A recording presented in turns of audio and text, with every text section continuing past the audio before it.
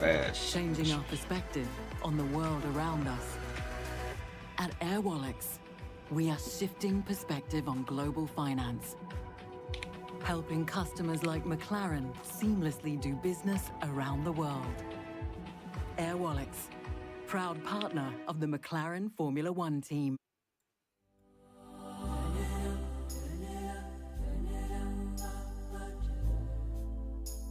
We don't need to tell you what this is. You already know. It's there, deep in your mind.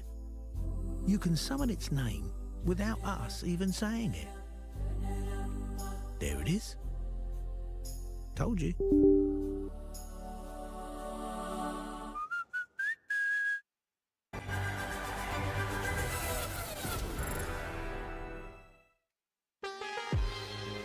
最初に鈴鹿を訪れたのは2012年ぐらいで、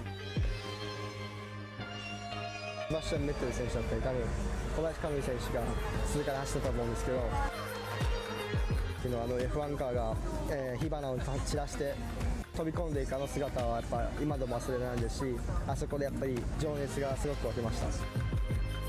いや本当に毎回ここに来るの楽しみ。どのだ皆様どのだすごくいつもパワーをもらってエネルギーをもらってる聖地でもあるのでだと思うんですけど、やっぱその時から続いてる本当に歴史ある素晴らしいコースだと思うのでその歴史をつないでくれる、唯一のコースかなと思います。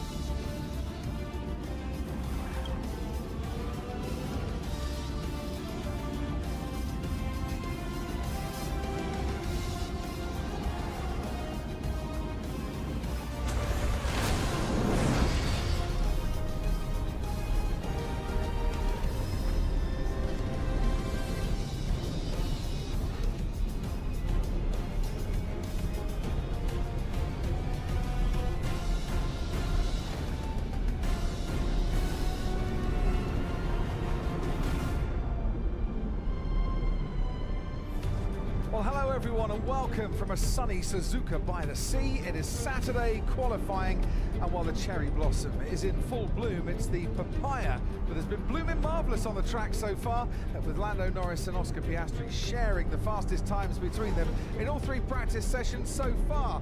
We arrive at round 3 of the Formula One World Championship to the only figure-of-8 track on the calendar. 53 laps to go in tomorrow's race, where Lewis Hamilton holds the lap record. Sebastian Vettel has the all-time best lap, and already lap times are about a second and a half faster than we had last year, mainly due to the extensive resurfacing work that has gone on at the ends of the main straight and up to the end of the first sector. 3 tyre compounds in the C3, the C2 and the C1. The tyres get a proper punishment around the 18 corners here, 8 to the left and 10 to the right. The track will take your lap time for 62% of the lap. The fans have come flocking to this iconic venue, and in the past to see Max Verstappen take pole position. He's won from pole for the last 3 years in a row here. But Anthony Davidson, on the evidence so far, it's Piastri, Norris, Piastri. Take your pick for pole. Good afternoon.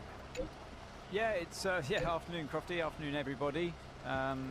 So far it seems like it's been McLaren's hunting ground, but it's not easy. It hasn't come easy to them, and it's really not coming easy to anybody else, as I showed on the Skypad earlier on. It's a tricky circuit, this one, to master. It certainly is. Seen a great helicopter shot. We haven't actually had helicam pictures here since 1995, and we're getting some great aerial shots. You said that before. Of the track. And in particular, the grass verges on either side, which are parched to say the least. Now, We've had cones, we've had water bottles, we've had buckets, we've even had a water bowser or three, trying to put as much water on those verges as possible. Because if people haven't been with us so far for the 3 practice sessions, we've had 5 red flags in total, 3 of which have been caused by grass fires. And I'm just keeping my fingers crossed that the sparks from underneath these F1 cars don't ignite the parched turf again. Yeah, and you can see just how yellow the grass is. We don't often come here this time of the season, and they have definitely drier winters, bizarrely, than they do summers. So yeah, obviously we don't have that problem at Silverstone or somewhere like Spa, but yeah, it's not something we've never seen before. It's the sparks that fly from these cars, the titanium skid blocks that they have. It looks fancy, it's great entertainment, but unfortunately, when you come to a track like this one, we've seen unpredictable fires every once in a while. It's nothing too serious, of course, but they're quickly put out, and there's not that much grass. They have cut it down, but it brings out the red flags. It's a bit like Australia, for instance, that goes Rory through with summer. 17 points! What are you Share doing? good fortunes. Until everything burns to ashes! Set the scene for flame! Fight to A lake down the bottom of the inside of turn 1. Whether it's ecologically sound to do that, don't know. Whether it's ecologically sound to spray the grass as they do in China with a kind of fire retardant solution. I don't know about that either. Sebastian Vettel and his biodiversity efforts around here in Suzuka might have something to say about that, but it is something that they are managing, whether it's with washing up bowls or upside down cones. They're managing the best they can at the FIA. But who are the drivers, Crofty, who are going to be around here? So we're going to try and do 3 runs in Q1 to try and get out of this session. Nico Hülkenberg, Gabriel Bortoletto as well. They're not looking too quick, and I'm afraid to say the Aston Martins of Fernando Alonso and Lance Stroll have also been struggling to find some pace around Suzuka. They're not out of their garage quite yet, but they're going to be hoping to get out of the Q1 session. As you said, Ollie Behrman and Esteban Ocon, first 2 cars out of the pit lane, the only drivers yet to progress from Q1 this season, and 2 drivers that were compromised by the final red flag earlier today in practice because they didn't get their qualifying simulation done because all the action came grinding to a halt. We're not expecting them to be going for pole, Jacques Villeneuve. If I had to take $1 Canadian out of your pocket today, Piastri or Norris, who would your money be on? I would put Norris, and I'll even give you $10. All will be swept away by Are the you that wind. confident? It's hard to tell that they're so close to each other. If Norris doesn't make a mistake, What? Share good fortunes. then he should be ahead. Margin. Let us Jacques dance Villeneuve with us once more. for the whole of this weekend. Think flushed. He bought dinner last night. He's going to put $10 on Lando Norris as well. I'm liking the new confident Jacques Villeneuve alongside me. If there is a danger, George Russell has been going well throughout the weekend so far. George Russell, but don't put away the Red Bulls. They I'm not putting them away at all. showed their true colors. They were very slow down the straight and their engine power was turned down, and the history, Red Bull and Verstappen, is they always get better by the time qualifying arrives. They use the other sessions to work on the car to get a setup right, and we spend most of the weekend thinking, okay, now this weekend they're out of it. Qualifying in is like football. Well, let's see how it all stacks up at the end of qualifying, because it will be fascinating. 12 months ago, as Yuki Tsunoda comes out of the garage, Yuki all the Red Bull team since their debut in Formula 1 in 2005, and fans are loving the sight of Yuki Tsunoda in that Red Bull car, and he's been doing a very steady, decent job for the team so far this weekend. But look, 12 months ago, Red Bull 1 and 2 on the grid, 1 and 2 in the race, Max on pole by over half a second. When qualifying is all done and dusted, we can just see how the swing, the balance of power has transferred in those 12 months. You can see gradually the car became more and more difficult to drive, or the position got closer and it forced the drivers to start overdriving, and that only creates an unstable car. But also we've seen the effect over the years of having only one driver capable of giving feedback to the engineers. That's the work of one man instead of 2. It's half the workforce. Jack Doohan can use DRS down the main straight and is now pressing the button to close it at the end of that main straight after his big crash in the second practice session yesterday, where he left the DRS open and lost all the rear downforce and went careering into the barriers 185 miles an hour as he went into that first corner. We're riding on board with him now. If you want to do so, you can, and you can also ride on board with any of the other 19 drivers in this qualifying session. You need the Sky Sports app and your Sky Sports login, and if you're watching via Sky Q, Sky Glass, Sky Stream, or now use the interactive button on your remote control. It's like pressing that DRS button. It becomes habitual after a while, Jacques, and that's exactly what Jack Doohan needs. Habit, muscle memory. And I think he remembers now. Yeah, he does. Spoke to him today and he said that he was feeling fine, a bit shaken up by yesterday's events, but he's all good and raring to go and looking for a decent qualifying session. So let's see where this time puts him. A 1:29.8, slowest of the three so far, long way to go. No, behind the Haas, you didn't get a run this morning, so that's not a good lap. No. Will he be a bit cautious after yesterday? No, because it wasn't driving too fast, sliding, not catching a slide. It was pure lack of thought process, habit in the simulator, laziness in the simulator, I guess, because he didn't need to move his finger to close it, so why bother? But then it became a problem on the racetrack. Gabriel Bortolesso out-qualified his teammate Nico Hulkenberg at the first Grand Prix of the season, goes fastest with a 1:29.3. Those lap times are going to seem a little bit slow in a moment, because there's Charles Leclerc straight into the 1:28s. For a man who's been on the front row here at Suzuka a couple of times in the past. Lewis Hamilton's been on pole before, and on the medium tyre puts in a 1:29.1, a Ferrari. Looking, yeah, medium tyre. But are they looking to see if they can go through and not be in the bottom five and save a set of softs for later? Lando Norris, 1:28.2 from him. Pole Jesus Christ, what a fucking Max car, Verstappen. It's Norris, Leclerc, Hamilton. I'm not sure that Ferrari gamble's going to pay off, well, but it seems to be a little bit far time-wise, but maybe they're expecting anyway to run a second set of tires, so why dump a soft tire now? Yeah.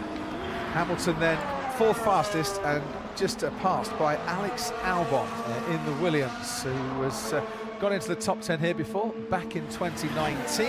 Hasn't quite managed it for his current team. Here comes Yuki Tsunoda. Bit more downforce, as Ted and as Jack Villeneuve has been saying, on that rear wing. That'll stand him in very good stead for the Grand Prix. Take away some of his straight line speed though for qualifying. Let's go, you can see how big the rear wing is, and even with a toe on that back stretch, they are one of the slowest down the straight. Good you job. could use it as a deck chair, Mr. Villeneuve, as he goes third fastest, 4/10 off Lando Norris. But the idea, I think, for Yuki Tsunoda, if they can get him into Q3, brilliant. Kind of job done. They're not expecting a second row, front row qualifying from him this weekend. They want a driver that can be there in the battle to help Max when there's a battle to be had, that gets points for the team, because it's important to think of the constructor, but also mainly a driver that can give some feedback on what he feels, so he can help, develop the car and prove it on the setup. So Max is not the only one doing it. Max Verstappen just a 10th off the pace through the first couple of sectors.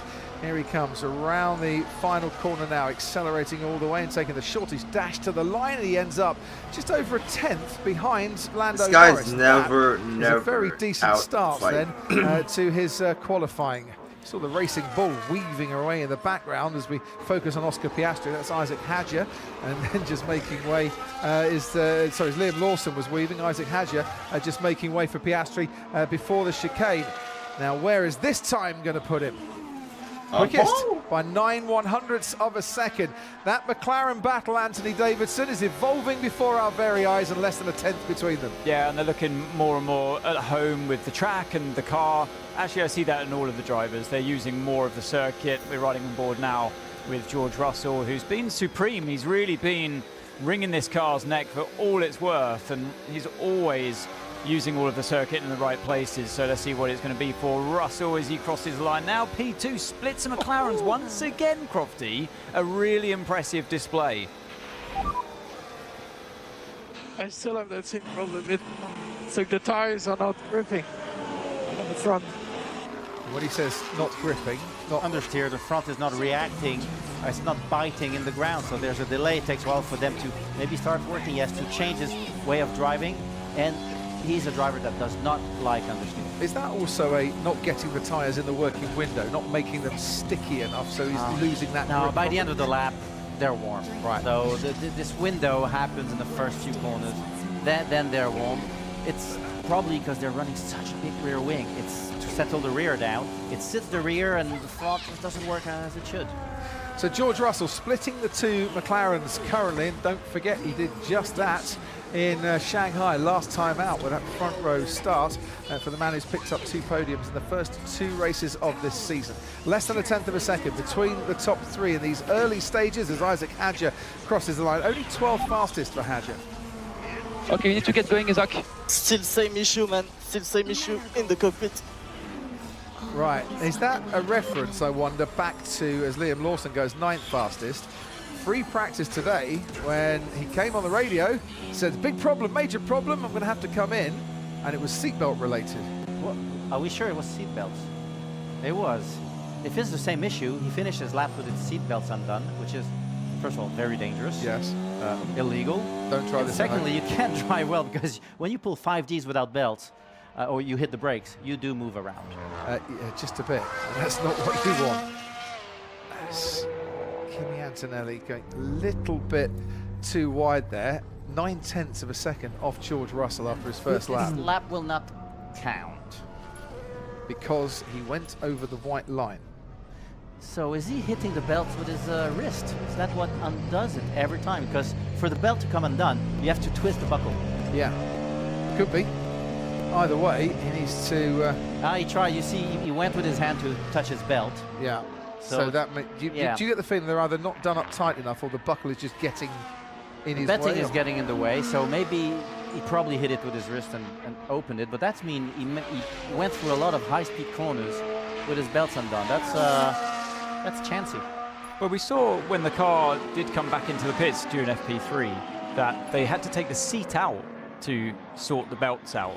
So I wonder if it's actually the pickup points from the chassis side where the belts were attached to it is somehow coming loose. But whatever it was, it did need the whole seat to come out for them to get to it. I don't know what's wrong with me, man. I mean, I just can't focus. I have so much lap time to find, but it's just not drivable. Understood, Isaac. We try to reposition it in the garage. And into the pit lane now comes his teammate Liam Lawson, just looking out of our commentary box window. Isaac Hadjar is also coming into the pits as well. That was a funny radio comment. Yeah, it was a bit, wasn't it? I don't know what's wrong with me. I can't focus. I've never heard that coming from a driver. Very honest, brutally honest. It's a rookie statement, you know, where you don't say it on the radio. Yeah. You know, keep it in the car, wait until you talk discreetly to your engineer. Make sure nobody in the team hears you say that. I wonder what Ollie Behrman is saying. Another rookie, one of the 6 that we've got in Formula 1 this season. He's gone 5th fastest, and that's a pretty decent time. A 1:28.3 from Ollie Behrman. Lando Norris fastest, and into the 1:27.8 for him. He's just ahead of Charles Leclerc with his second run in this session. Leclerc with the fastest final sector, and here's his teammate Lewis Hamilton then on the road. He's got rid of those medium compound tyres. You need to soft on now as he takes flat you guys out need to 130R and then slams on the brakes just after the 100-meter brake board into the chicane. He missed that chicane. He had a lot of understeer, missed the apex. He was wide for the direction change. They will have lost a couple of tenths there. And that is why his final sector wasn't as impressive as he would have wanted. 6th fastest behind Ollie Behrman in the Ferrari-powered Haas. And ahead of Max Verstappen, who's currently in the pits, and we'll see him again in a moment. One of Ollie Behrman on the road. Sees another one, Jack. He takes such a tight line, doesn't he, to the line. That's risky. That's close. He lifted the grass, and that would, if he had the wall there, that would be more embarrassing than Colapinto in Vegas last year. Fair point, but he didn't, and will have gained time. Yeah, a few in hundreds. Doing so. And a few hundreds. That makes all the difference. Could make a big difference today.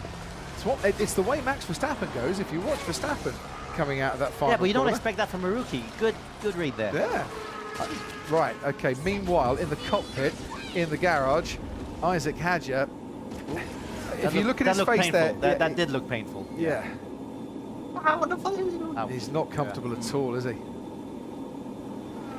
All I can No. all I can equate to, Jack, is the one time I sat in a Formula One car, and they said, "Can you get lower?" And I went, "Yeah, there you go." They went, "No, lower still." I went, "Yeah, okay, I'll go a bit lower." They went, "Lower still." I'm like, "Seriously? I'm singing like a soprano if I carry on with this one." It wasn't comfy at all. But see, I had a seat that wasn't made for me. You had your own that's seat. your excuse. Here you go. You Yeah. needed a proper seat fitting. Yeah, with cup holders. That's what I needed. So the little lull here, and the bottom 5 at the moment. Lance Stroll, who scored points in his first 2 races this season. Isaac Hadjar, who, as we can see, is having the most uncomfortable session going, but he's just coming out of the garage. Not just Lance Stroll. Come on, let's go. Hadjar as well. Come on, let's go. Kimi Antonelli, Come on, baby. who Not could good. do with finding some time. Fernando Alonso and Liam Lawson on his return to Racing Bulls. A lot of drivers that need to speed up. And while we're waiting, if you look at the top speed, Verstappen is part of the top guys. So the speed has been coming. He's got less of a rear wing. Yeah. So and he still has the understeer. So Yeah. how does Tsunoda drive it? Because with more rear wing, he should have more understeer. In theory, but I do not know the answer to that one. Thank you. Ted might. Hello, Ted. Hello, Crofty. I think he's got a bit more front wing as well, Tsunoda. It will be a slower car, but at least it will mean that he's steady on the track. Not so steady for Isaac Hadjar. All they've said is that they'll do everything possible to take away the pain that he's obviously in from those lap belts, and we'll see whether that happens. Kimi Antonelli's problem, by the way, is the same, we think, problem he's had the whole day, which is, as we heard from Jacques on that track guide, he's just not getting the tyres hot enough in the first sector in the S's, and is carrying that speed loss, that lap time loss, throughout the whole of the lap. Antonelli in a Mercedes has to find at least half a second to get out of Q1. Qualified 16th for the first race this season in Australia, and then 8th for the Chinese Grand Prix. Hey, this is what rules are qualifying, just so you know. I'm very sorry. That's okay, I know you're doing your best out there. Okay, so accepting some of the responsibility. Yeah, he's not very confident going out there. He knows it will be painful. Yeah, but he's finding himself in a bit of a queue, and has one lap and one lap only to try and prolong his qualifying experience. And whilst they queue up in the pit lane, they also go very slowly on the out lap and do a bit of queuing there as well, just to try and build a gap to the car in front. Yeah, because you lose a lot in all the S's. But for Hadjar, you have to wonder, why wasn't that issue present in the previous 2 races? Well, it's a good question. I don't know if they've made any changes or not, or if it's just the nature of this Suzuka circuit. All the high-speed corners, the Possibly. G-force. I mean, more high-speed corners here than you get in A Australia. lot, and it's the continuity of them. And China, yeah. We shall see. I tell you what we are going to do is focus here on Kimi Antonelli in the Mercedes. Just over 2 minutes to go here. Under pressure. Under pressure, Jacques Villeneuve, to take us through this lap. Under pressure. Doors open. It's I was entirely up busy to you. watching. I was really curious. And he does close just as he turned in very late. And it understeers through that first corner. So I wonder if the front tires are warm enough now. Good direction change there. Seems to be okay, but very wide in that second bit. The issue is still here. I can't believe it. Can't believe it. Okay, well, I'll find out what it is. Ted will be going to Racing Bulls now. You carry on with this. Yeah, so I'll his watch the tires timing should be screen. warm by now, but we could see that. And he's only a 10th ahead of Ocon, P16, so that's not a great start of the lap, hopefully. And he was wide there, so that lap might not even count. But it looks like he has understeer in every corner. So he probably needed a car to be settled, comfortable, put the rear down the ground, but then you have the understeer. And that might work in the race where you have to massage the tires. It doesn't work in quali. So towards Spoon Curve we go with Antonelli. We've got a stopwatch on Fernando Alonso, who's ahead of 2/10 up, Antonelli. yeah. Who's But 2 tenths up, but Dagner too ran wide, so I'm not even sure that the lap would count. Let's see. he's also not making an impression on the likes Oh of yeah, no, Tsunoda look, and that's a Sainz. very good second sector. Yeah, the toe as well, much better. He got his tires in temperature by then. Well, this is maybe the problem. Weren't up to temperature for the first part of the lap. Getting better now. Has he made up enough difference though? Hamilton goes 4th fastest. Antonelli, That's a good last sector. yeah, best of the lot. Goes Yeah. 7th fastest. So a time of 1:27.9. He's now 8th fastest as George Russell slots in behind Oscar Piastri. Norris and Leclerc didn't come out for another run, saving a set of tyres. Fernando Alonso, meanwhile, on a par. No curb, he didn't take any curb. Didn't take any curb. On a par here with Kimi Antonelli, ends up 11th fastest. That's going to be on the cusp for him. Isaac Hadjar, first sector, same time as Kimi Antonelli. Well, he has to bite the bullet, huh? He really has to put his teeth together and forget about the pain. Well, forget about it. Pain is eradicated when you get over the line. You're out of the bottom 5. Gasly goes 9th fastest. His teammate Jack Doohan will be next to cross the line. Doohan stays in the bottom 5. He is out of qualifying and takes the checkered flag. So there's no chance for a second run on those tyres for Jack Doohan. Right, as Isaac help him do something about the pain. Beat that fucking out of the bottom 5, but there are others behind him going faster. Esteban Ocon moves out of the bottom 5, but only just at the expense of Gabriel Bortoleto. Next to take the line will be Nico Hülkenberg, who got himself into Q3 on many occasions for Haas last year, and then knocks a Haas in this form of Esteban Ocon down into the bottom 5 as he gets out of that relegation zone. Now, all eyes on Liam Lawson here at the moment as Bortoleto stays in that bottom 5. Can Lawson get himself out of the relegation zone on his return to the Racing Bulls? He can, but only just. He puts himself into P15, but that will do nicely because those below him have all taken the checkered flag, and the first goal for Liam Lawson is achieved. For the first time this season, he's got out of Q1. That's very good. And, you know, he got to the smaller team. He's driving a little bit better, less pressure. So maybe now he'll get into his rhythm. Ollie Behrman, one of the 6 rookies this year. I said that was a decent lap time from him when he went into the top 5. Puts himself into Q2, and his teammate Esteban Ocon hasn't made it. Lance Stroll had a very disappointing qualifying, out in Q1 at Suzuka for the 4th consecutive year. Jack Doohan joins him in that bottom 5. Esteban Ocon, Gabriel Bortoleto, and Nico Hülkenberg. Mate, I can't believe that. Okay, do we need to jump you out the car quickly? Question? Yes. Okay, push on your way in, please. Push on your way in. Might just be better to sacrifice one run for Isaac Hadjar in Q2 to make sure whatever that problem is fixed, and fixed permanently. He is through to Q2. Fastest of the lot, Oscar Piastri for McLaren. My boy, crazy.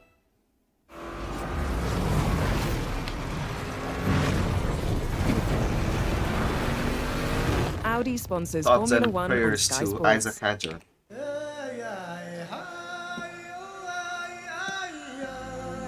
Normally, I'd say something here about this. I'd talk a bit about how good it looks.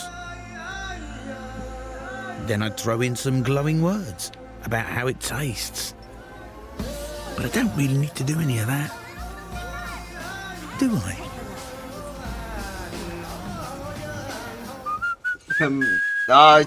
Hello, Rice Ball. Just watch on the illegal energy, broadband, and mobile bills, so you could switch, save, and feel more protected. Watch on the illegal thing. You switch. We put you first. Energy, broadband, mobile. Wherever you're going, discover tours, tickets, and attractions at getyourguide.co.uk. Unforgettable travel experiences.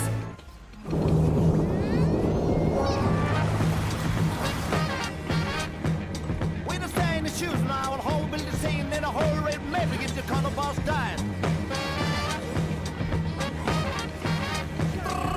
Change the mind, we get the cold, baby, stay yet, Bill Joe. What the hell is this music?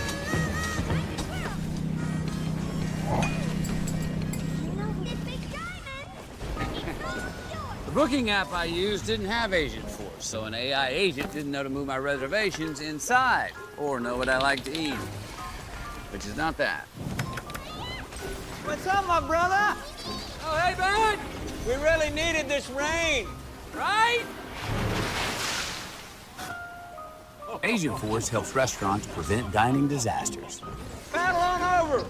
It's what AI was meant to be. We got you, brother.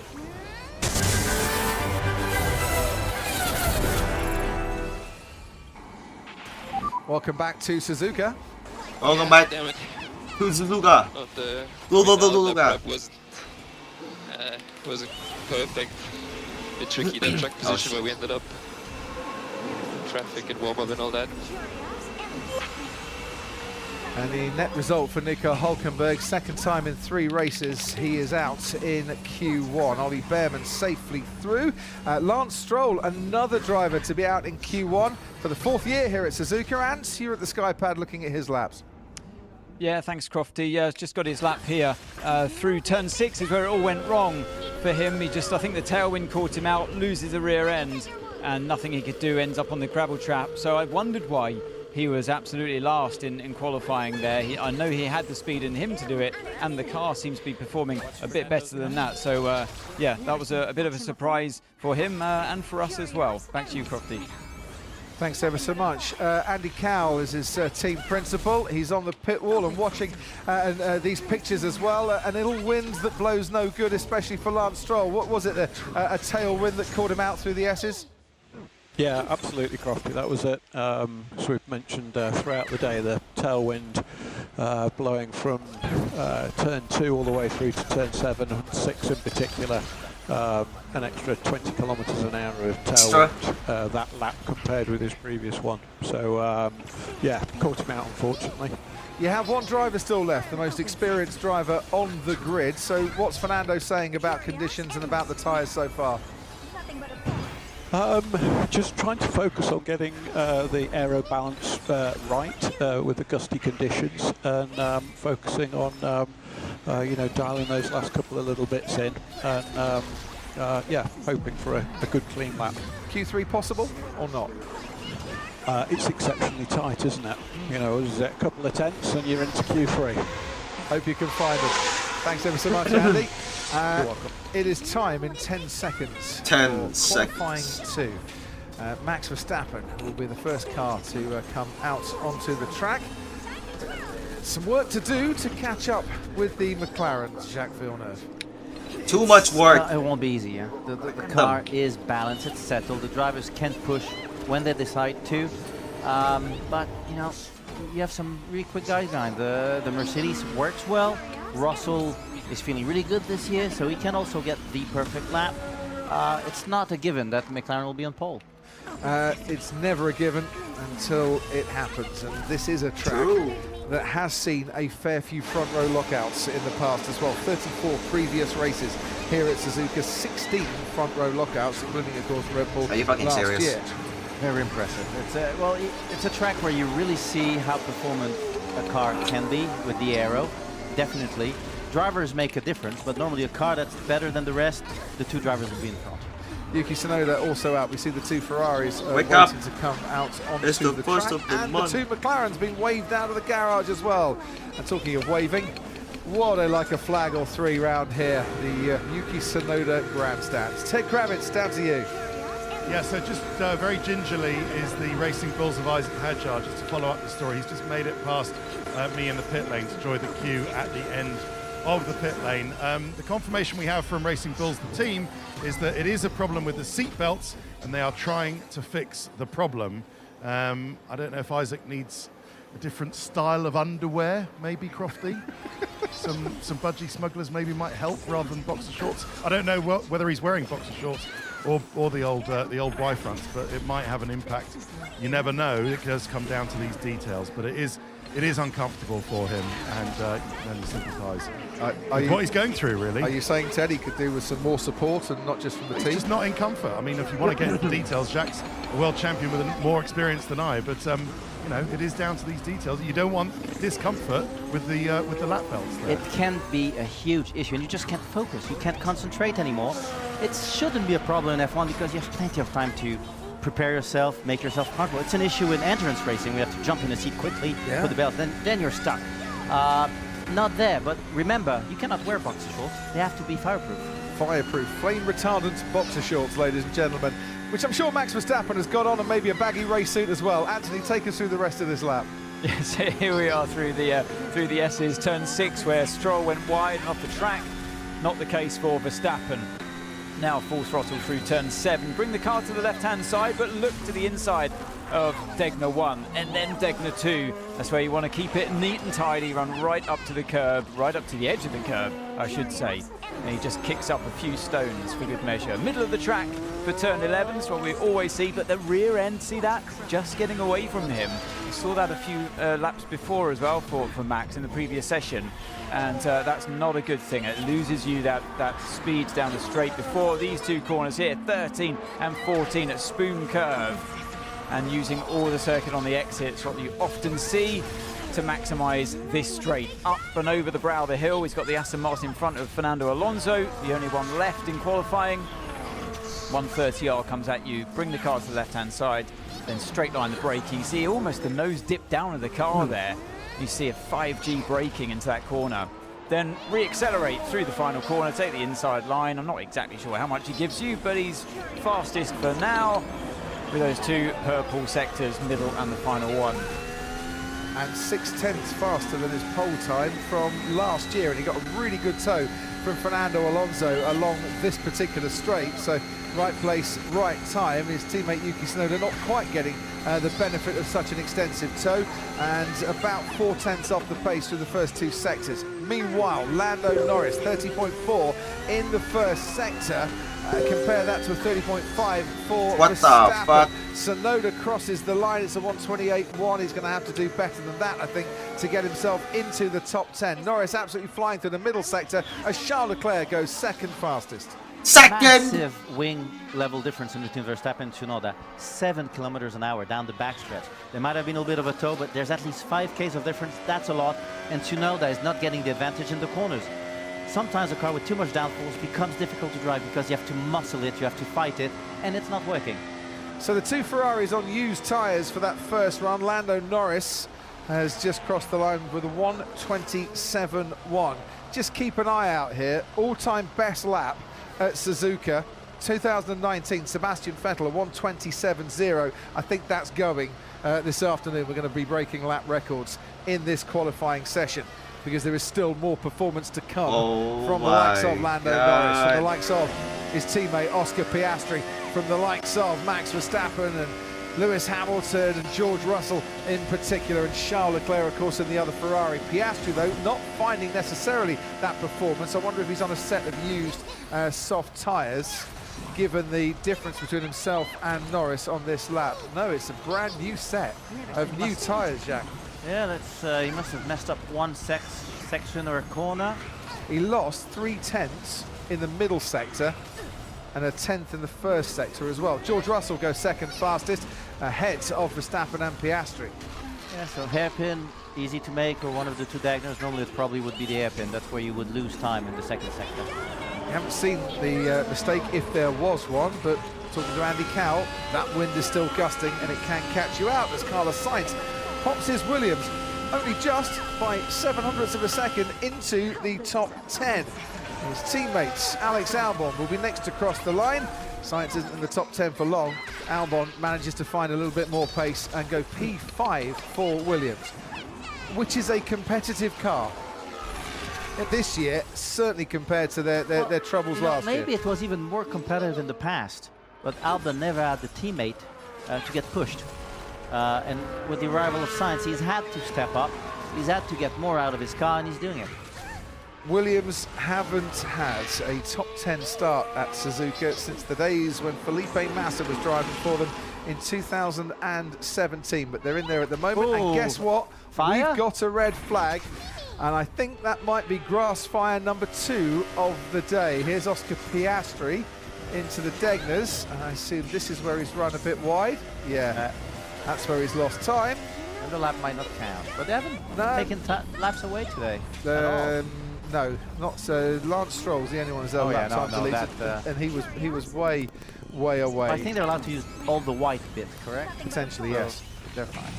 We'll let you know from our timing pages if there is any trouble there, and we were right. It is a grass fire. Where is it this time? Oh dear. It's always a new spot.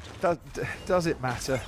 There's just not enough water been put down here, and they need to all the cars. Quickly. Yeah, well, they need the cars to get back into the garages, then the marshals can go and attend to that fire and put it out before it spreads too much. And inside of 130R. Yeah. Is exactly where that grass fire is. It's new parts every time, which suggests to me that they've been putting water down where it's already burnt. Very useful. Yeah, but there's new bits coming, and it's all coming, if you haven't been with us, because of the titanium skid blocks creating a lot of sparks from underneath the car, being blown by the winds onto the grass, which hasn't had any rain for quite some time. And they cannot be changed. You cannot just put a different metal. First of all, it would be too soft. Yep. And it would grind down. It also holds the bottom of the car, so you just can't. Okay, let's put some form of soft metal. It's a good gain in 11. That's good luck. Come on! Well, he's pumped and he's ready. Clock has stopped. 8 minutes and 26 seconds to go. Anthony, let's bring you in while we've got another red flag and chance to have a chat. What have you been focusing on? I've just got, I'm in race control here as well, so yeah, eyes everywhere, Crofty. I've seen Alonso had a bit of a moment in turn 2 on his best lap. He clipped the inside curb and... Oh dear. Oh, stream stopped working.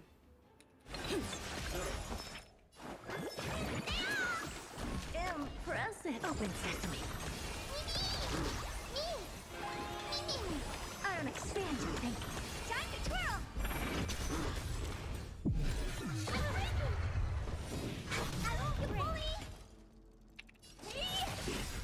Curious, endless riddle. Nothing but a boy. What is your prescription? Open sesame. Glimpse me now. Time to twirl. Torment. Time to twirl. Do you know who I am? This big diamond. It's all yours. Why did the stream stop?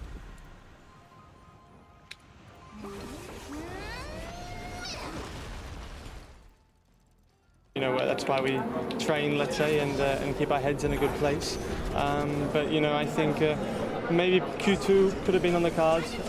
I know I had to, continue to make big steps on every lap, and to be honest, then I made a small mistake in the exit of the spoon curve, and which, if I didn't do it, I probably wouldn't have made Q2. If it worked, I would have. So I can't really, be too mad or upset about that. It's just, unfortunately, the circumstances we were in. Can you clear up what happened yesterday? Is it right that in the simulator you could take turn 1 with DRS open, and trying it yesterday obviously was not the case? I mean, was it talked through in advance about attempting to do that, if so? Yeah, to be honest, I would prefer not to touch on that, and just sort of put that in the past and head forward tomorrow with no disrespect. Thank you very much, sir. Thank you. Okay. Cheers, thanks. Jack doing disappointment for him after an uncomfortable night, after he recovered from this crash from yesterday. 180 miles an hour with DRS open into the first corner, Jacques Villeneuve, and when you try and do that... It's like losing your rear wing suddenly, and you can see how quickly the car just spun around. It just went. Normally you get a little slide, a kick. Now it just went suddenly. And Jack, at that stage, Dylan was a complete passenger. Gabriel Bortoleto, if you're just joining us, also out, the young rookie, out-qualified by his teammate Nico Hulkenberg, but sadly for Hulkenberg, it's another Q1 exit for him too, and yeah, I think that just about sums up his feelings on that first part of qualifying. He's P16, Bortoleto 17, then Ocon, Doohan and Stroll completing the bottom 5. Out in front, Lando Norris still with a healthy margin over George Russell. Max Verstappen edging himself into contention. Oscar Piastri went wide at the second of the two. Degner Corners lost time on his first run. And because of a grass fire, we've got another red flag. But guess what, Ted? In 2 minutes' time, we can get going again. And we got lucky, because the red flag happened after everyone had completed their lap. Yeah, we did. Which is fantastic. Nobody got caught out by that one. Yeah, that's the one ray of sunshine, I think, Ted. Where are the where are the upturned traffic cones and the garden hoses around 130R? Is it just at the outside of 130R? No, it's on the inside. There's no fans there. See, that's the problem. That's where The Bortoletto one was around that area. Maybe they would have treated that. His was on the outside. On the outside, exactly. Yeah. Well, it is an issue. What's not an issue is the pace of the Williams, particularly in the hands of Alex Albon. Made a good gain through turn 11, they've said on the radio. Alex responded saying he was very happy with that, but not in those words. But Sainz has left him now 3/10 behind Albon and in danger of going out. Sainz P11, 3/10 behind Albon. And Sainz needs to find at least that 3/10, maybe a little bit more to be sure of getting into Q3. Much as he hopes he will be. But even Albon's time, I think, Crofty, 27.7 is not going to be safe. Yet to out-qualify Alex Albon in 2 Grand Prix and 1 sprint qualifying session this season, and yet to lead him on the track as well. Carlos Sainz, who was driving that car last year, which is now car number 44 for Lewis Hamilton, and in doing so, he finished on the podium here, but he's a long way off that currently as he tries, in his own words, to unlearn Jacques Villeneuve the habits that he picked up driving the Ferrari. Once you've been in a team for a long time, even though there's a new car every year, there's a general trend, a way of driving, because it's always an evolution of the drivers that are already part of the track. And take Sainz, he's a driver that works at it. It takes him a while. Whenever he joins a new team, it takes him a few races to get up to speed. He gets close, he works on the car, then he gets better, the whole team gets better, the car gets better. So he's still in this broke process. Something about a slow burner when he gets going. To say he's on fire, given what's happened to the grass verges around here, but you take my point on that one. So out goes Hamilton, who's currently, to show you just how tight and congested it is, and a whole gaggle of cars from Lewis all the way down to Pierre Gasly, so 6 to 10 separated by only a 1/10 of a second. And that's so surprising on such a long track. You would expect that in Austria. Yeah, where it's faster and a shorter. And not many corners. We might see a few cars sitting in the garage for a while here. You know what I find interesting today is what you see at Red Bull. We see something that's very old-fashioned. A driver or a team that has to make a decision, a compromise on the setup, which is being quick in the straight or quick in the corners. Yeah. Verstappen went with low downforce, and low downforce stayed with high downforce, and you haven't seen that since the ARS started, because drivers can always rely on DRS to go fast down the straight. Here there's only one straight line with it, short, so you can do the old-fashioned thing, and he's actually quicker with low downforce. I don't want to change this track too much, but a second DRS zone might help. I would be happier without any DRS, because what you see in between the Red Bulls, you would see a lot more. You would see compromises, choices made from driver to driver on running low downforce, medium, high downforce. Where do you want to be quick? And that creates also some overtaking opportunities at times. And also the driver will be forced to remember how to overtake. Yeah, well, we get it next year then. You get your wish next year, don't you? For the regulation changes. Don't they have some movie? I don't know. I've read the regulations many times and I just stopped reading them. Is there any part of the aero not moving next year? Yeah, well, there is, but we have the active aero. We'll talk about that another time. Anthony, Lewis Hamilton on track. Take us through this lap. Yeah, so he heads down the straight. Currently P6 at the moment. A decent first go at it. So what can we do second time around? Lewis Hamilton through turn 2. He goes, use the curb on the outside, and then tee yourself up for this slalom section. Compromise. Oh, he had a bit of a snap of oversteer, it looked like, from this helicam shot. It's not the easiest to see, but I'm pretty sure the rear got away from him just slightly on the first of the right-handers of that sequence. So let's see what it's going to be. Yeah, and exactly, he's lost time there. 2.5 tenths away, not even a personal best for Hamilton. So that might have been a very costly error there as he's driven away from the tailwind. But now you've got to get on with it. Last chance, only 5.5 minutes remaining. Exits turn 11, and he's still carrying on pushing, so he hasn't backed out of this one.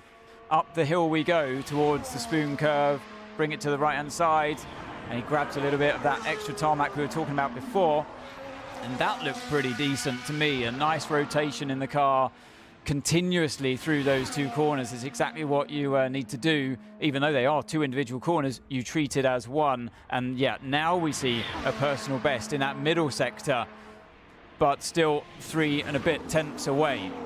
Final corners come up at you, 16, 17, then 18 through the final corner. Go, whoa, where's that camera gone? He went so crosses fast the he line. confused the cameraman. Confused the camera, but yeah, again, not even a personal best in the final sector. What can his teammate do, Leclerc, as he's just behind him on track? Charles Leclerc goes fourth fastest, Nipped goes him. ahead of Lewis Hamilton by 1/100th of a second. High such. Have Ferrari rather wasted a set of new tyres on both cars with 2 lap times that weren't necessarily very competitive? Not great laps. They improve only by 2/10. It might not be enough, but you can see in the slow speed how much understeer they have. That's not the best way to drive around here. And when I was on the side, on the edge of the track, so in the chicane, it was so obvious. They were arriving at a lot of speed in the chicane. They couldn't turn, and that would turn into a snap oversteer.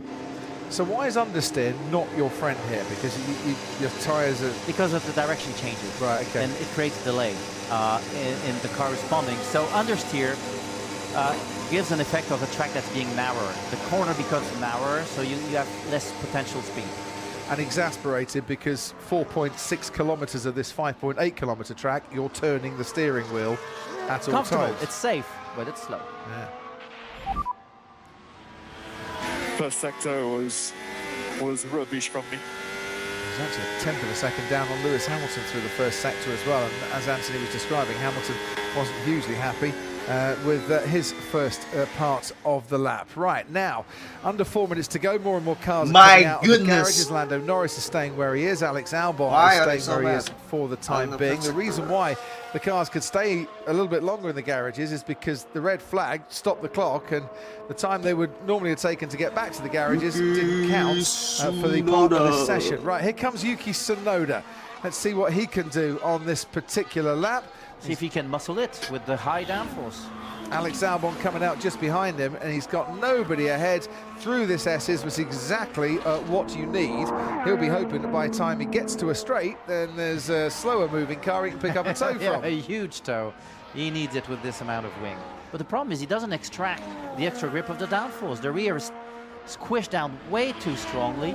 It creates some issues on the front. It doesn't turn, it doesn't react. He has to drive it aggressively, and it just doesn't work. 30.8 for the first sector for Yuki Tsunoda.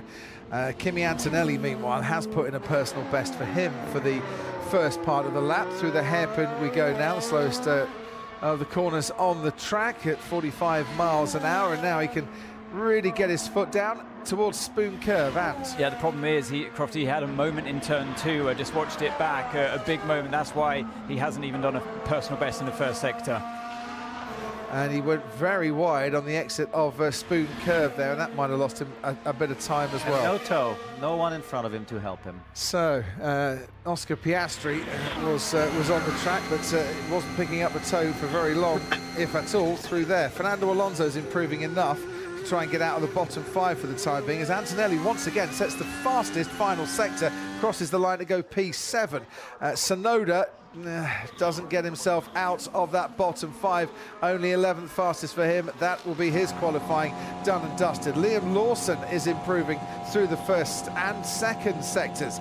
He's got less than a 10th in hand, but this is a better showing from Lawson, who would dearly love to put his racing bulls into the top 10 at the expense of the Red Bull of Yuki Tsunoda, which was his car last time out. Lawson does go top 10, does go ahead of Yuki Tsunoda. Isaac Hadjar goes P8, battling through the pain and battling well, it seems, so far. Lando Norris and George Russell have stayed in the garage, won't be coming out for their final laps. They are safely through. What about Fernando Alonso? Never been on pole here at Suzuka, but he is into Q3 at the expense of Liam Lawson, but only just for a few seconds, as once again Ollie Behrman puts in a super lap for Haas. With a Haas, that is beyond impressive. Pierre Gasly goes 11th fastest, pushes Tsunoda down even further. Lawson and Tsunoda 13th and 14th currently. You couldn't write that script after they swapped seats around in between the last Grand Prix and this. Obviously, the Racing Bull seems to be an easier car to drive. Lawson will be very happy with that, even though he's behind Hadjar. That will help him to carry on with the season, but a huge disappointment for Tsunoda. He was quick all weekend. He went for the high downforce to be aggressive. It's not paying off. Right, Alex Albon currently P10 and improving through the middle sector. He's holding on to the last spot for Q3. Can his teammate Carlos Sainz knock him out of the top 10? No, he can't. Oh, not by much does Carlos Sainz miss out on that top 10. If he'd have put a personal best in for the final sector, I dare say he would have made it. Hey! Albon is improving. He doesn't need to improve by any more. He is safely through. The clock is on Hamilton. Who got, yeah, that's tough because Sainz slowed him down into turn 1. Hamilton looks like he was, what, on the start of a lap? Well, or he had time to do it. Yeah, no, Lewis was on the start of a lap, so won't be happy about that because Sainz stayed online. Let's hope that Sainz doesn't get a penalty. Charles Leclerc is on a lap and improving through the first sector. What are you doing? As you can see, Lewis Hamilton definitely backed off there. We'll see if we hear any team radio or any comments. But I can safely say that Yuki Tsunoda and Liam Lawson are out. Fernando Alonso, Carlos Sainz and Pierre Gasly are out. Race control have noted, and the race director has noted, that Sainz and Hamilton possible impeding incident. But Hamilton is through and Sainz is out, so I dare say it doesn't matter. He started a lap into turn 1. It was dangerous. He had to brake. You don't want to see that. Would you rather see a penalty even though it's all been settled as Leclerc crosses the line, stays fifth? Drivers shouldn't do that. It is dangerous, and they have to pay attention. They can't rely purely on radios. They have mirrors. Fair points. Yuki Tsunoda's first qualifying then for the Japanese Grand Prix as a Red Bull driver ends in disappointment, out in Q2. Liam Lawson just ahead of him. What a battle that could be between the two drivers in tomorrow's race. Lawson very much with a point to prove this weekend. Alonso missed out. Sainz and Gasly missed out. It was so tight. Albon is through, Hadjar is through, and Norris is fastest.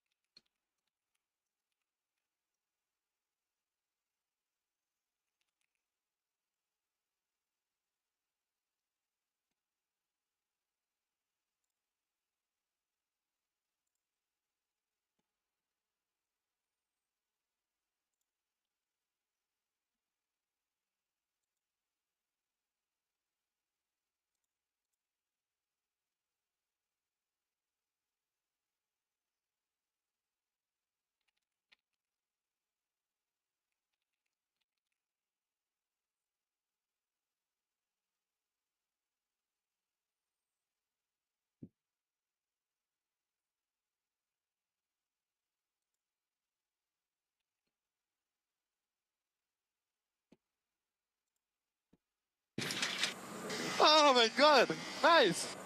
Oh my god! He's out of Q1 in 2025 and he's through into the top 10. Meanwhile, this is Lewis Hamilton behind Carlos Sainz. Just got slow. Albon blocked me big time into turn 1. There's an Albon. Yeah, definitely Carlos Sainz, not Alex Albon. That incident is going to be investigated after the session by the stewards. Anthony Davidson, let's go to you at the Skypad. Yeah, thanks, Crofty. Just a little bit more on that, actually. So, yeah, I questioned whether it was a green light situation for Lewis, and there they are. So it was a genuine push lap that he was on. He was the last one, I believe, to start this lap. So here is Sainz in front. So Lewis on full attack. And where do you go? I mean, for me, that's an absolute slam dunk. So Sainz can't get away with this one, and the team can't get away with that either. They have to be warning the driver. It's a team effort. It's a 50-50 split, I'd say. Driver's got to be aware. The team has to be aware and prep their driver as much as possible as well. This is the reason why we missed it at the time. I let you know during the quali, Crofty, but this is the moment for Tsunoda why he's out. Turn 2, hands all over the place, trying to fight the rear end. So like Jack was saying, despite maybe running a bit more downforce in that car, particularly on the rear, it's still getting away from him there. The same thing happened to Fernando Alonso as well. Just play that on quickly. Turn 2 again, this from the roll hoop camera. But he takes the curb on the inside. It's not quite as extreme, but it's proving difficult for drivers to be precise. I think Fernando was probably anticipating a bit of the wind change as he goes through the corner, grabs the curb on the inside, but the car really didn't like it. So who's going to get it right this time? We shall see. On the plus side, Jacques Villeneuve, it's the first time that second Red Bull car, as we just watch Ollie Behrman, and his dad, who's as proud as a racing father can be at the back of the Haas garage. So yeah, first time this season that second Red Bull car's got out of Q1.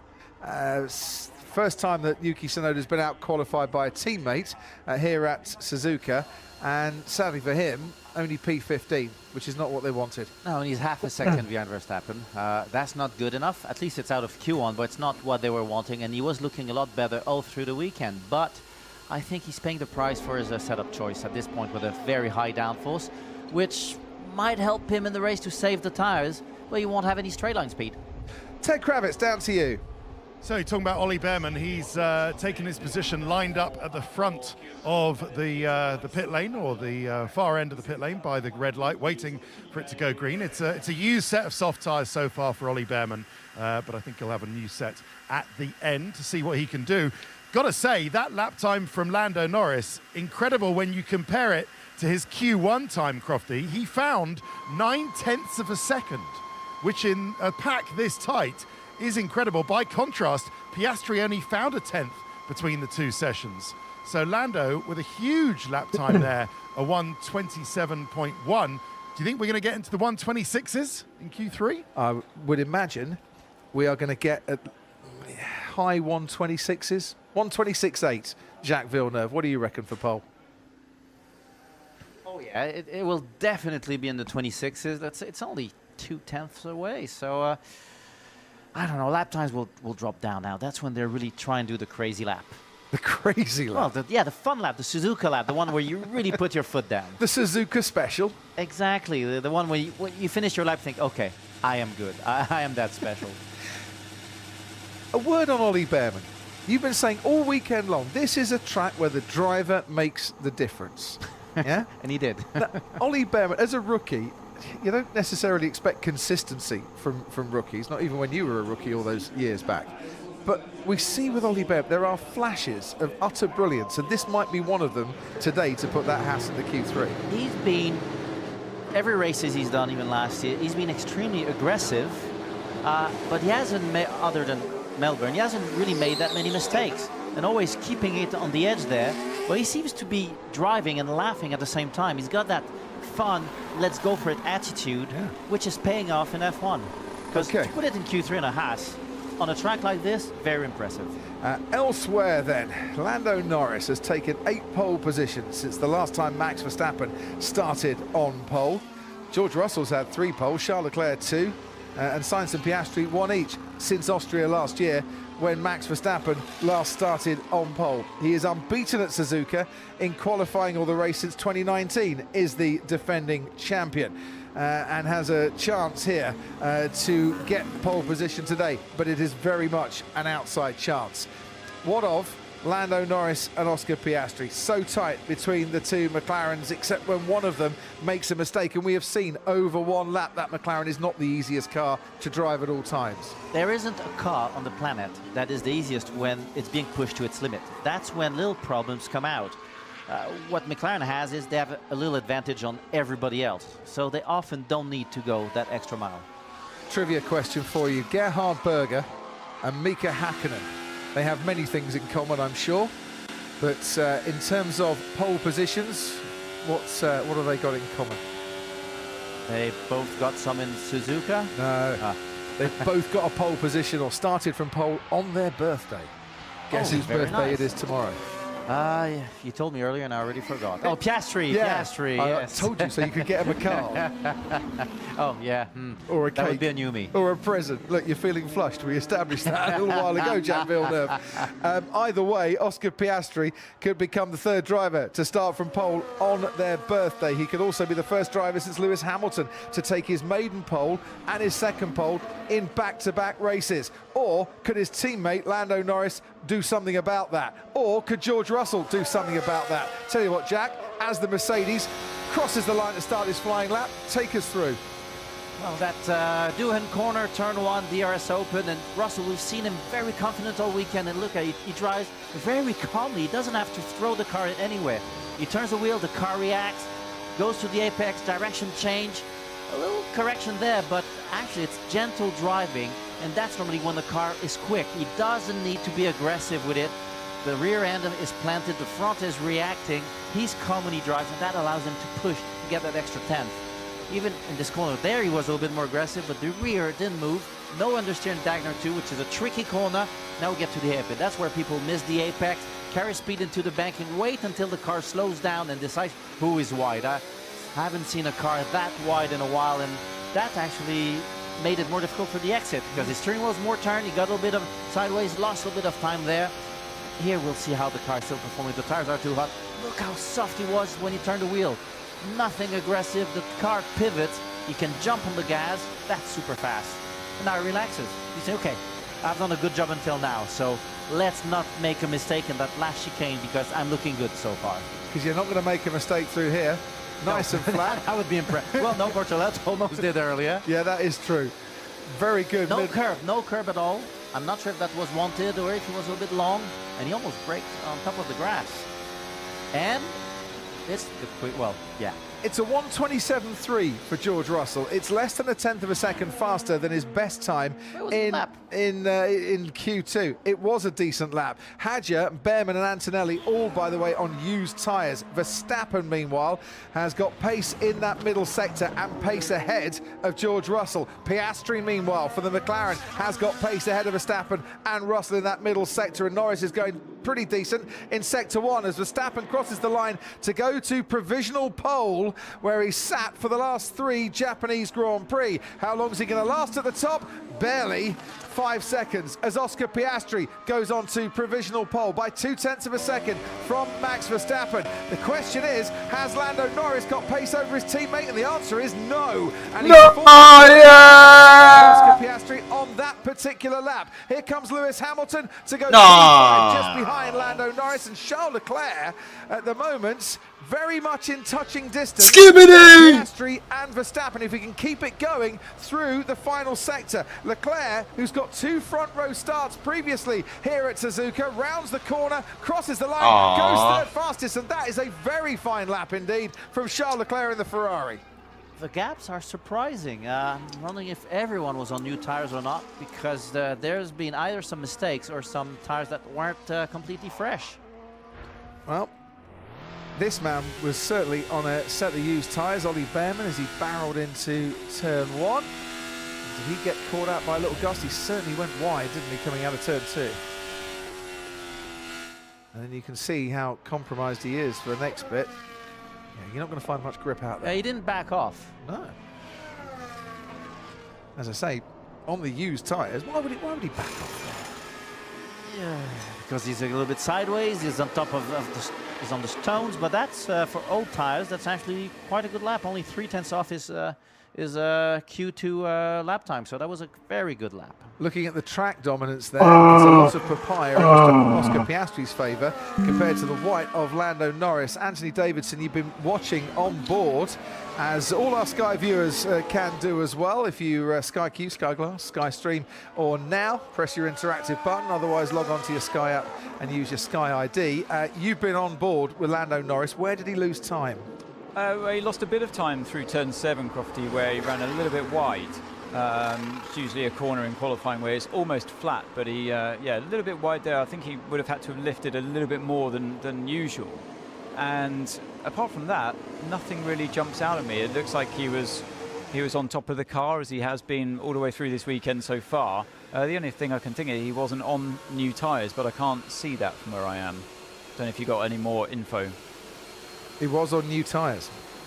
Then I'm confused, because it looked okay.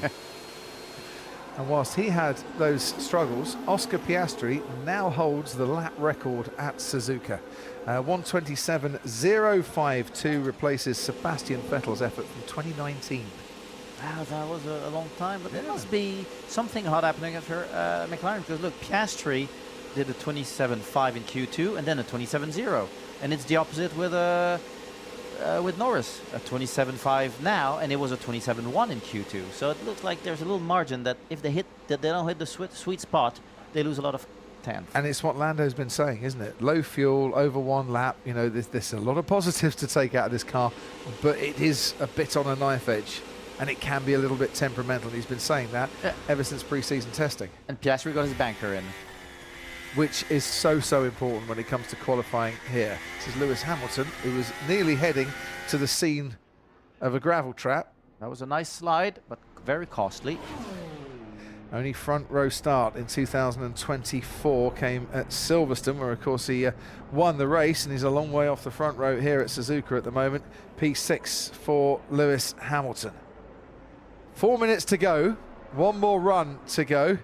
Can Oscar Piastri pick himself up? And I hate to use this phrase, Ted, but there's only one phrase to use: an early birthday present, by taking pole ahead of the big day tomorrow. Is it his birthday? Is it his birthday tomorrow, Crofty? It is. Have I said it a couple of times? You mentioned it. We'll see. But you know I love a birthday winner, you see. Well, I mean, the other thing for me is getting your second F1 pole immediately after your first. Yeah. That's the good stat for me. So, of course, it was only Piastri's first pole in China last time out. So let's see, in F1 Grand Prix anyway, not the sprint pole. But Lewis Hamilton, that was an interesting shot in the garage. He's starting to get a little bit frustrated. So he lost a tenth and a half in that wobble in the middle sector, and then lost another tenth in the final sector, certainly to Leclerc, and lost more to the pace setters of Verstappen and Piastri. So new tyres all round for this final run. Let's see if Hamilton could get on further pace up the grid. And just before we really get going, Ted, any more news from the Racing Bulls garage? Have they found some crumb of comfort for Isaac Hadjar? My understanding is that they found a workable solution between the interface between the lap belts and the legs, upper leg area. It's the most serious I can put it. You have never used the phrase interface between the belt buckle and the upper leg area. That is a new technical one for me. Right, thank you. That's Beltgate. What of Lando Norris and that first lap in Q3, Anthony? So yeah, I just had a listen back to it this time. Crofty definitely had to back out of it. He ran off the circuit on the exit of 7, and I'm sure that will make Jacques wince a little bit as well, because he knows how fast that corner is to dip a wheel on the exit of that corner. So he backed out of it, fully out of the throttle momentarily. So yeah, definitely would have lost over 2 tenths, I would say, from that. Yeah, I agree. It's that is one corner where you don't want that to happen. That's where suddenly you stop breathing, your heartbeat goes up, you tighten your bottom a little bit, you get all tensed, and it makes the rest of the lap difficult because suddenly you're tensed up. You're not free. Your arms don't move with that freedom, that flow that you normally have. You don't feel the car anymore, so it really affects you for the rest of the lap. Right, George Russell once again sets off. Ooh, no. And has he Big lost? wobble, yeah. Has he lost the chance of a front row even before it's already started there? That's at least 2 tenths lost, and it heats up the tires as well, and it makes you lose a little bit of confidence. You know you have to then push a lot harder in the rest of the lap, which might push you in another mistake. And Yeah, he's he's a tenth behind. Yeah, he's a tenth and a half down, and has set the first sector, same first sector time as his teammate Kimi Antonelli and Ollie Behrman and Isaac Hadja. Behrman and Antonelli, of course, teammates last year in the world of F2. We're watching Lando Norris, big slide, but look, 30.3 for the first sector. So that is the best first sector we've had so far. He might be sliding, might be slithering, but he's snaking his way with some decent pace around this track. Yeah, but now will he make a mistake? He's been prone to small mistakes this year, even when he was ahead. This was a brilliant first sector.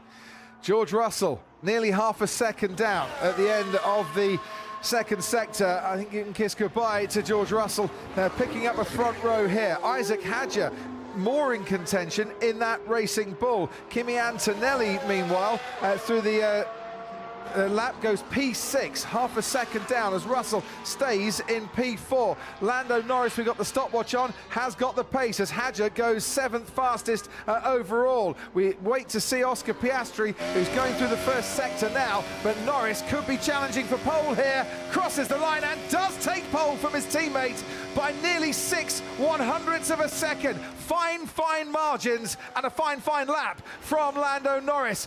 But still time for that to disappear as Lewis Hamilton goes 8th fastest. Someone's gone very close to the wall and driving through the shroud. Someone touched it. Yeah, through the polythene wrapping is the Williams of Alex Albon to go 9th fastest. They won't stop the session because it's just very thin bits of plastic, and it's right at the end of the lap. Verstappen is in contention here, currently 3rd fastest as Oscar Piastri 3/10 down through the first sector. I think it was a mistake in turn 2, similar to what we saw from George Russell. He has aced with a blistering final sector. He's been on pole. Let's go! Verstappen in that Red Bull. What? Put his car on pole. What? And he stays there. What? And from absolutely nowhere, Max Verstappen! Max Verstappen! Boom! Boom! Boom! Quality lap and a quality time from a quality driver. The team did not expect that, definitely, but we've said it. All weekend he works his way through the setup. What? Push it. Then you get What? turn up the revs. What? 2, 3, he goes for pole. Boom! That final sector from Max Verstappen. Just took it with the smallest of margins into pole position ahead of Lando Norris. Not a flicker of emotion from Giampiero Lambiase, his race engineer. And he's Italian, which is surprising. Yeah, absolutely. Did he know it was coming? He didn't know it was coming. Nobody knew that was coming. That is the biggest surprise Suzuka has delivered in many years. And a lot of it has to do with the lower downforce. He managed to get... That is insane. That is insane. Pole position. Yes, let's go! Wow, what a lap! What yes, the guys. What? What a lap, Max! Unbelievable. You've done it. Wait, this.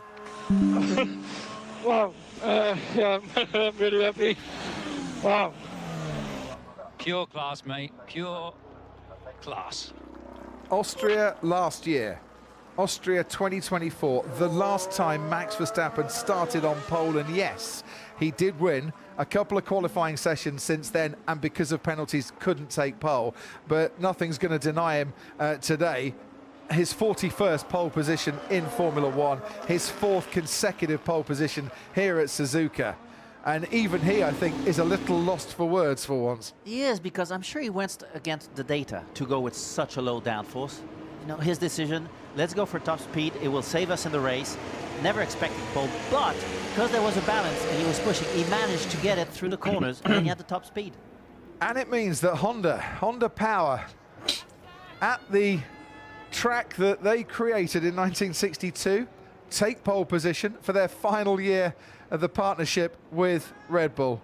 These could be big celebrations. What it means for the race, I don't know. It's difficult to overtake here. Pole has won 18 10 million times, bombs. 34 previous races. He's put 10 himself million in bombs. the best position to take that race victory. Yeah, because now he also has the top speed. And we know that he's good with his tire management. Once he's in the lead, he's tough to beat. And you could see him smile through his eyes now. That's really, he was not expecting it, and it's amazing to see a driver with so many wins and championship still have that pleasure when he gets the performance going. But it's that hunger. He has not lost his desire or his hunger to succeed in Formula One. He just, as he rightly says, hasn't had the car to enable him to be competing right at the top of the sharp end where he wants to be. And Lando Norris says, well done, smiles a bit, and says to his mate, yeah, okay, where did that one come from? Oh, what a race that could set us up for tomorrow, because McLaren are the fastest over race pace on what evidence we had from Friday. They were fastest over single lap pace, but didn't translate it into a pole. And now they went from, we will control that race, it will be us two at the front and we're fine, we'll disappear in the distance, and now they're not, they're in a battle. That will be super interesting. Absolutely, and he's got Oscar Piastri right behind him, has Lando Norris. Leclerc ahead of Russell, 4th and 5th. Antonelli, his best qualifying in Formula One in his 3rd Grand Prix. Isaac Hadjar, brilliant performance from Isaac Hadjar to take P7 for the 2nd weekend running. Lewis Hamilton down in 8th ahead of Alex Albon and Ollie Behrman, who gives Haas their first top 10 start here since about 2019, I think it is, at Suzuka. Piastri will be disappointed because he had that provisional pole, and a mistake in turn 2 on his final lap cost him. Yeah, but he'll be happy it's not his teammate on pole. Will he? Of course. Okay. Well, that's how champions think. We'll discuss that a little bit more in a while. But let's hear from the top 3. Naomi Schiff's got the microphone in her hand. Here's your top 3 after qualifying. Wow, Max, a huge turnaround. Congratulations. You've put the car on pole, but you've been complaining a lot in the car. So are you as surprised as we all are to see yourself on pole position here?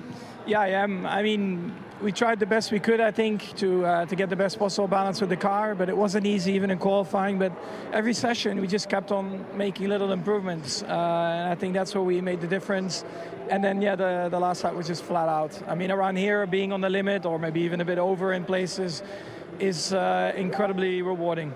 Just so you know, you've got the new lap record around here. We know that it's a track that you love so much. Just talk to us about how special the circuit is. Yeah, it's insane. And the Formula One car around here, Sector 1 especially, is unbelievable. And now with the new tarmac as well, it just gives you even more grip around there. So to commit is even harder. Tomorrow's another day. We know you've not been 100% comfortable in the car. Do you think that will make it a challenge to keep the McLarens behind you, who are just right behind you? For sure. I mean, this is a proper highlight for us to be back on pole here. But you know, we will look to tomorrow. There might be some rain around, but we'll do our very best. Well, huge congratulations. Good luck tomorrow. Thank you.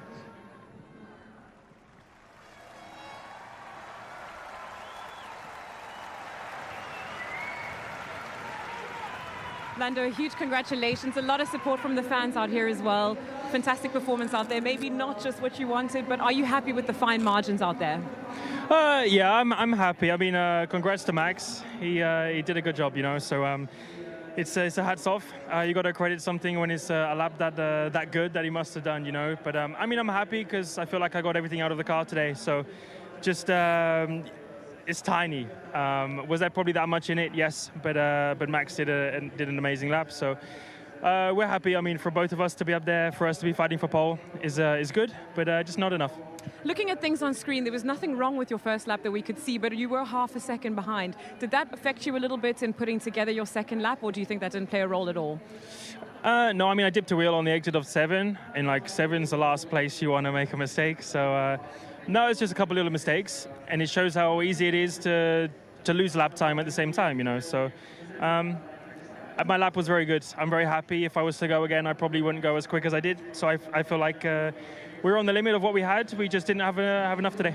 Well, you've got your teammate right behind you tomorrow. So do you think you two will be pushing to get another McLaren victory this season? That's the goal, but it's a lot of, no one knows what the weather's going to do tomorrow. So it could be another race like Australia. But it's going to be an exciting race. You know, of course, we want to try to get past Max, but he's going to put up a good fight. But I've been there before, so I'm excited for it. Fantastic. Thank you very much, Lando. Good luck tomorrow. Thank you.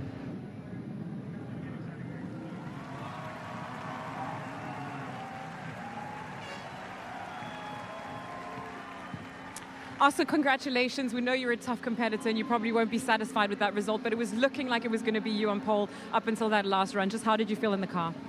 Yeah, I mean, I felt good through most of qualifying, especially at the start of Q3. It was a good lap, and then just the last lap, yeah, just didn't quite come together as I wanted, but incredibly tight margins. So yeah, I think it's still all to play for tomorrow. I think we've got a great car, and yeah, just a little bit more left on the table out there today. So try again tomorrow. Up until this moment, the McLarens have really looked a cut above the rest. So are you confident that you and Lando tomorrow will be able to take that challenge to Max? Yeah, I think so. I think we've got good pace. You know, I think the others have not been as far away as people think. You know, you never quite know with engine modes and stuff like that. And, you know, this morning was pretty tight. So, yeah, I think it's not a massive surprise. I think Max has obviously done a great job to end up on pole, but yeah, I think we've still got a great car for tomorrow and still in the fight for the win. Just lastly, there is a little bit of a threat of rain on the forecast at the moment during the race. Are you looking forward to that, or would you rather it be a dry race tomorrow? I don't really mind. I think our pace has been good in all conditions so far this year, and yeah, I welcome whatever comes, but yeah, let's see what we get. Fantastic. Good luck tomorrow, Oscar. Thank you very much. Thank you. Cheers. We can tell by Max's reaction how much that one meant to him. An absolute masterclass. He's not been beaten here since 2019. That's 4 poles on the spin. It was COVID before that. 3 wins on the spin. And it was just an exceptional lap. Considering the way the car had felt underneath him all weekend, he did what they so often have done at Red Bull, built his way into it, and then when it really mattered on a driver's circuit, he showed why he's a 4-time world champion. They loved it in the garage, they loved it on the pit wall, he loved it in the cockpit, and we're all set for a ding-dong battle perhaps between those 3 tomorrow. All this to look forward to in the build-up. F1's great characters, and he's loved here, of course. Yet whether it was his Honda links with Honda to leave the team,